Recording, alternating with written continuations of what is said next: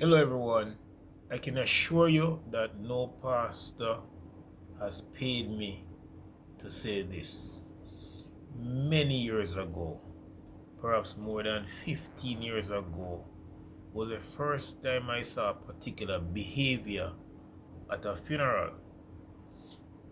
It was a case where persons were dressed a particular way, the bereaved family, and the pastor took a stand that they should not come up the way they are, you know, with sleeveless and stuff like that.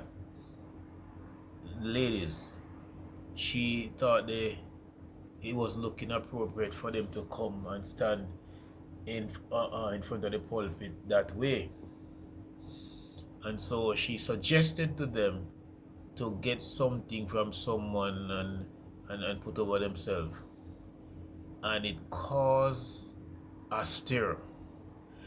People got upset. They stepped out of the church. You could say the funeral spoiled. It was the first time I was seeing such a behavior, and it really didn't look good. The debate began as to whether it was the right approach the pastor took.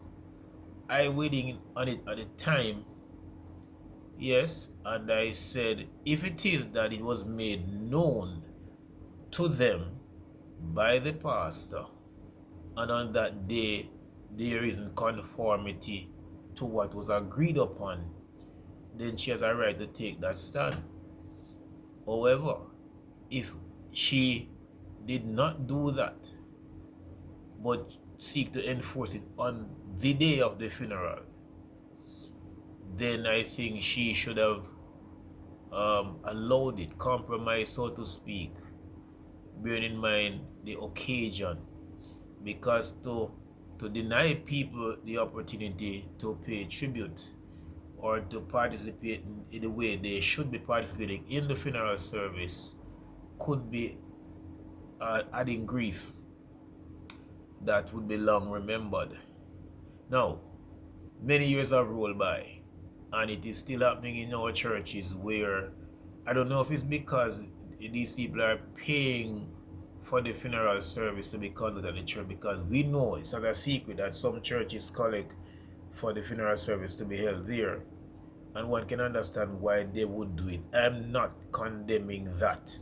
Yes, it takes cash to care, but for those who don't collect money, more power to you. You probably can afford not to, and some person who do well with collecting, but they just choose not to. In fact, I know that some church will say, you are spending enough money already because funeral is expensive and you're grieving, so I'm not gonna be adding to your problem. And that's a very good stance to take, right? So either way, I am not condemning anybody.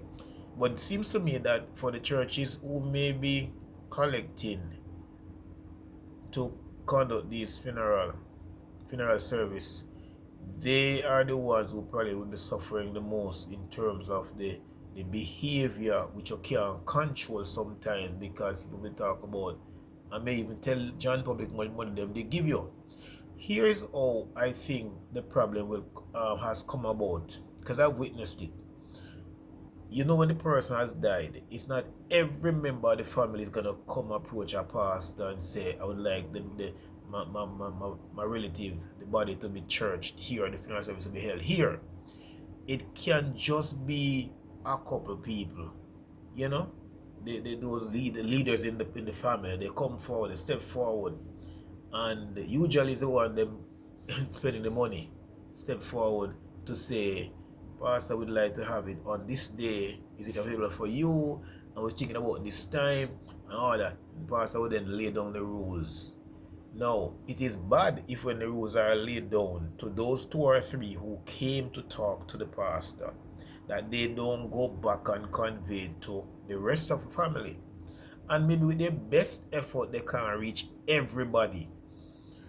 But I think some education need to take place in this regard. And so there's got to be some kind of way, behavior, mannerism the way we attire for service. I'm talking particularly the women.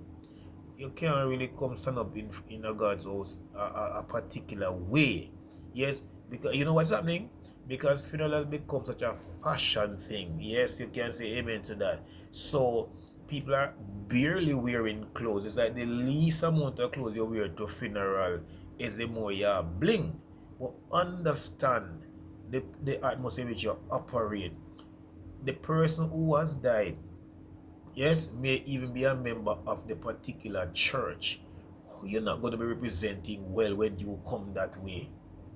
But that aside, even the person is not a member, was not a member of the church, you're asking the church because in the community, and you think that this is one of the role of the church in the community to deal with the dead. Them ask you to conduct yourself a certain way. Conduct yourself a certain way. Some of you men, if I may touch that side too, want to even smoke in the church. That can't right. So now we go back to basic and understand. So in summary, have no discussion, the conversation with the pastor, agree upon certain condition, and if it is that the pastor say we must be properly clad, yes, don't come up here so and see yourself here. Go and convey that to the rest of members. You know the sister and the niece where you have where Bailey want to wear clothes. Go and tell them that since you're on the program, don't dress a particular way.